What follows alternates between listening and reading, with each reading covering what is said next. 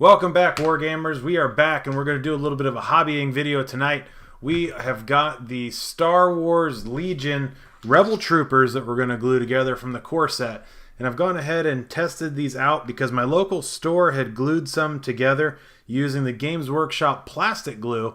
And I actually thought that might have been a mistake because after feeling these plastics for myself, I felt like they were not quite the same plastic as Games Workshop. And my suspicions were correct that if you glue them together with the plastic glue, they're just going to come apart. So I went back and re-glued this guy together with super glue, and it looks like I'm going to have to do that for my test miniatures. So whatever your super glue of choice is, just make sure that you've got that available for your Star Wars Legion plastic miniatures, which all of them, of course, are going to be plastic as far as we all know at this point.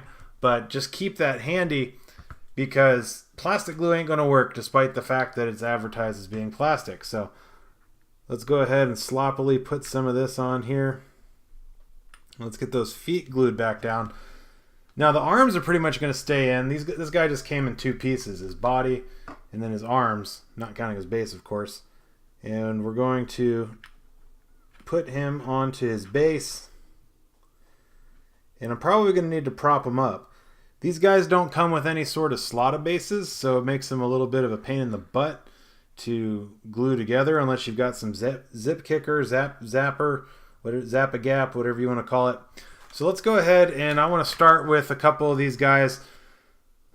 Let's go with the sergeants. So the starter box comes with two of the 7-man squads. So if you buy the individual 7-man squads, you're only going to get one of these guys. These are the captains, the sergeants, whatever you want to call it, from the squads. Squad leader, maybe. That would be a simple thing to call them. So let's go ahead and let's get these guys glued up. And looking forward to putting these guys on the battlefield. There are a lot of details in these models for being not your typical gaming model range. So very happy to see Star Wars come out with some high detail miniatures. So let's just show you here. I've set this to manual focus because the autofocus on this webcam is just garbage. So this is the kind of detail you're going to get with these miniatures from Fantasy Flight. I think it's, you can't really say it's on par with the Games Workshop hard plastics, but it's definitely acceptable.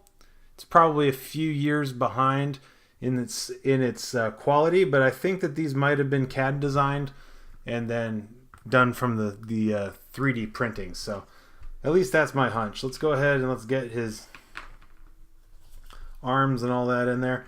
What's nice about these, other than the fact they're single pose, which is actually a nice thing when you're putting together a whole bunch of models, is that you can't really screw them up because all the arms, all the legs, everything else has like a puzzle piece type of fit, which is very much like how Privateer Press did the War Machine miniatures. So that's something that makes these guys easy to figure out which direction the arm goes.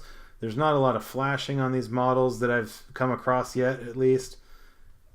It does also mean that there's going to be sometimes some unusually large gaps where the arms or some of these pieces meet. So you just have to kind of keep that in mind, that they're not going to be perfect, but not very many gaming models are. Although I'll have to say that so far one of the model companies that impresses me the most is Anvil Industry. If you've ever picked up some of their resin miniatures, theirs come pretty close to perfect in terms of casting and fit and stuff like that. I've ordered quite a bit from them. I have yet to have any serious problems with that, to the point where I've never had to even send in a complaint or email. It's always been positive with those guys. So a little bit of a plug there, unpaid promo, because I honestly feel that way about the product.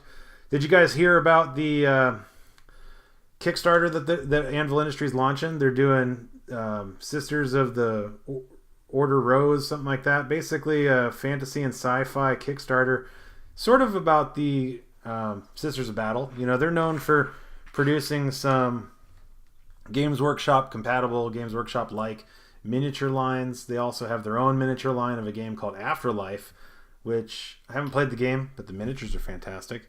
I picked them up because I like their models, and the price points are good.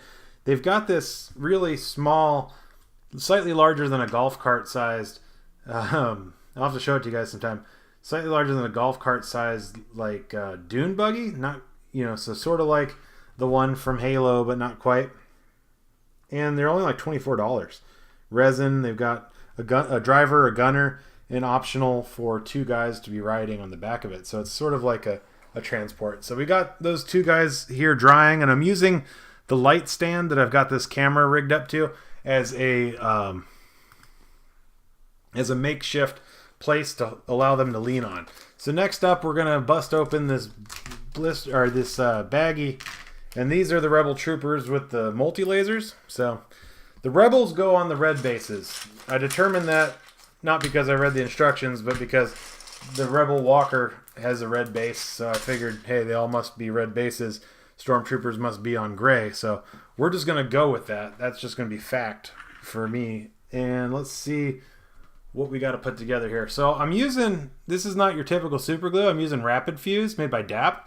This has been hard for me to find a replacement for lately, and I'm getting to the bottom of this bottle where instead of it being runny and liquid, it's turned into a interesting goo, which is strangely usable, but gotten so many hobby miles out of this, and it's helped me with the resins that I've gotten from Forge World.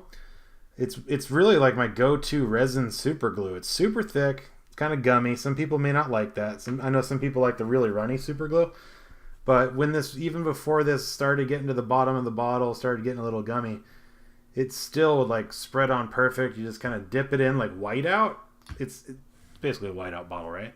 Or at least if they sell whiteout anymore. But for hobby projects, it's very tacky, so your models end up kind of going together very easily. So these guys are balanced. I'm going to dap their feet here with the Rapid Fuse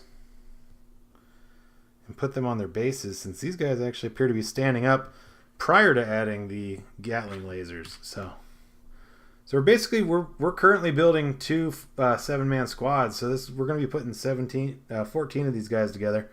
That was some nearly horrible math I just made there, but we're moving right along. I've got 1, 2, 3, 4, 5, 6 of these guys put together so far. We've got 4 more baggies.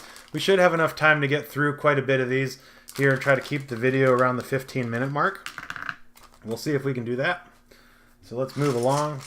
Let's just go ahead and get some more bases out, because once I've got these guys put together, I've already got the AT-RT assembled and Luke glued together. Although I did use plastic glue on Luke, so his feet are probably going to come off. You just got to bite the bullet, I guess, and rip apart the plastic glue and put the super glue down. So let's see here what we can do with this Rebel Trooper. I don't think he's going to be balanced. Let's check it out. Oh, he is. I think all these are guys. It's hard to tell in the Alien, but I don't think any of these in the starter box are female that I can tell yet. So just in case you're curious, I know the Resistance had quite a few female in it. The Rebel Alliance didn't seem to have quite as many back in the day, being that it's from the 1970s and whatnot. But it seems like Disney got their hands on it, started to make it more of a equal opportunity type of Resistance. So, speaking of which, here's our first female. So, I don't know if it's the one and only, but speak of the devil there. Let's go ahead and set the manual focus. Just little hints that it's a female. So I bet a lot of people wouldn't pick up on that, but there's just a little bit of difference there. Can't really tell by long hair or anything like that. Let's get that in focus. But so I guess there is at least one female in the set. So cool. And I don't want to put too many of these together with just the legs on the base before I run out and figure out whose arms go to what. It's so nice that everything's individually bagged from Fantasy Flight. It gives you something to keep them organized. You don't have to clip them out. There's no extra bits. For better or worse, there's no extra bits. Some people love extra bits. I always think I like extra bits, and then you end up with sprues and boxes of sprues and boxes in the garage of things because you you swear one day you're just going to need every little piece that you didn't use in the models, and until you get talked into throwing them out or whatever the case may be. Maybe you never get talked into throwing them out. Maybe you don't let anybody tell you what to do because you're a strong, independent man. You don't need no woman, but not this guy. So let's go ahead and, oh, I hate when the glue gets stringy, but it is. So let's go ahead and get this guy's arms pushed in. I tell you one thing though, having this camera directly overhead, despite being the world's crappiest autofocus for a camera, it's good placement because it helps me realize where I need to put the miniatures so that I can put them into view despite the autofocus. So if you've made it this far into the video, thanks for bearing with me with this horrible autofocus. Hopefully you like the Star Wars Legions game, or you're looking at getting into it, or maybe you just like my videos. But go ahead and hit the like button if you've made it this far. We're basically 12 minutes into the video. Jiminy Crickets. That helps YouTube know that you like this content and that maybe some other people that are just like you might also like my content in particular. That way I can get exposed to new people, eventually get this channel up to the point where I can make a little bit of hobby money from it. That would be awesome. And then got to reach 1,000 subscribers these days with YouTube's new threshold. So I am far from that, if you can't tell. I'm at like 319. But we did have some new subscribers. Let's take a moment to go through and say hi to the new folks that have just joined on board with us. So let us take a look. We had like I think it was about 3 people that joined us since the last video. So we have had, as I'm scrolling through here, nope, no, not that guy. Come on now. It used to tell you your new subscribers on here just the other day. Because we did Brayton Poteet, so you're getting mentioned again. That was the last guy I called out in the last video. Redbeard Boss, he's a friend of mine. If you haven't checked out his channel, check out his channel. He talks hobby as well.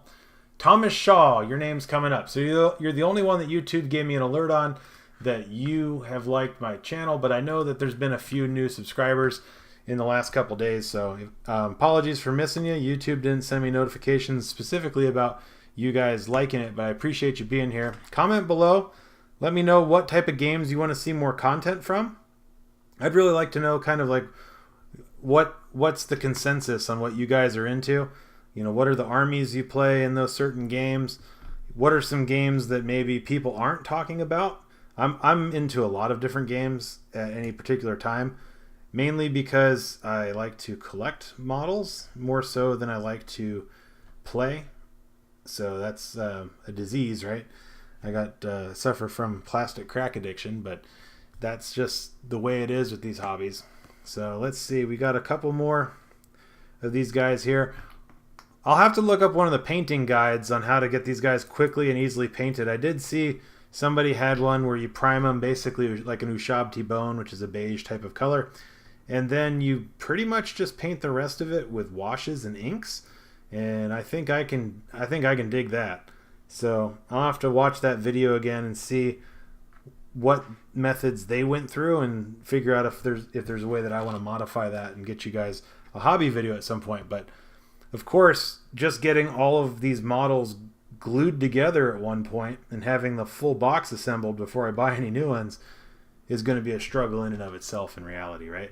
So just like the old saying goes, if you run out of models to paint, you die, or so they say. In which case, I think I've got a couple lifetimes worth of miniatures to keep me alive forever. So if this is the secret to immortality, consider me good. So, oh my goodness, so many stringers coming off this nasty glue, but it's not leaving crazy strings on there like hobby cement would.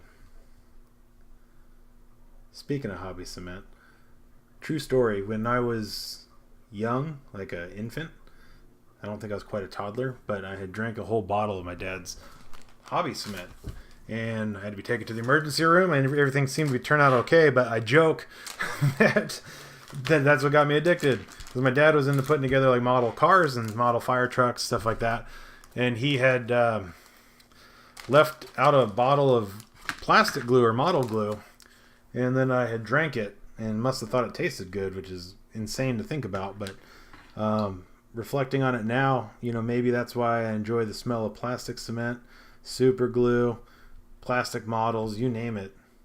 Kind of an odd causality, but it is entirely possible, right? Like,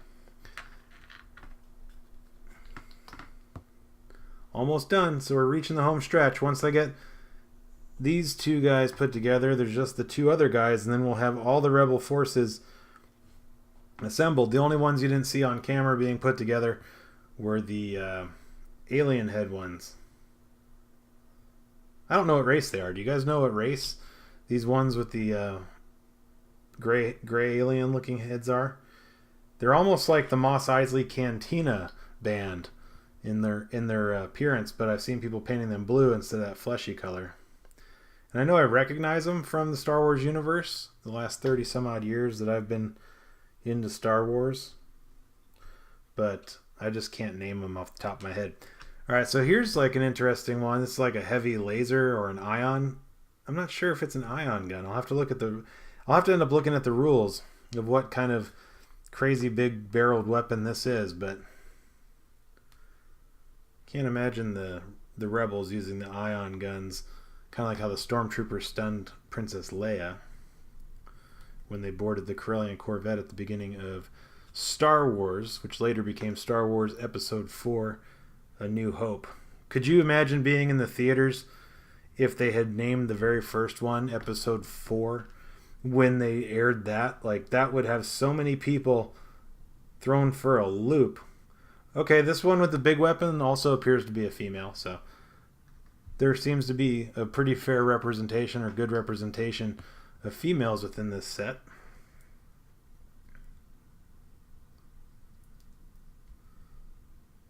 Even if that may or may not be accurate to the movie. I'd have to go back and watch and see if any of those rebel troopers were female, because these aren't resistance troopers. I think that they have a lot of lore to go over and a lot of potential to create miniatures in the Star Wars universe, with all the different expanded universe, with all the different movies that have been out. And then last set of arms here for these rebel troopers. Should come up with a multi-camera angle for these guys. Looking at them all from above isn't always the best, but I appreciate you guys bearing with me. We're about to wrap it up here. We'll be right around 20 minutes of video time, which is an insane amount of time. Not too insane when you figure that I just put together 12 of the 14 Rebel miniatures and talked your ears off all at the same time. So there we have it. This has been another Budget Wargamer video. Stay tuned for some more. We're going to put together some more contents here this week from the Star Wars Legions box. Get that ready for the tabletop. And we've got some new releases that we're going to talk about here for Games Workshop. And again, I'd like you to comment below what your favorite games are, who the manufacturers are, and what armies you play there, so I can get a sense of what you guys are into. And be sure to hit that like button, hit that subscribe button, show some support. I'm in it to win it. Talk to you guys soon.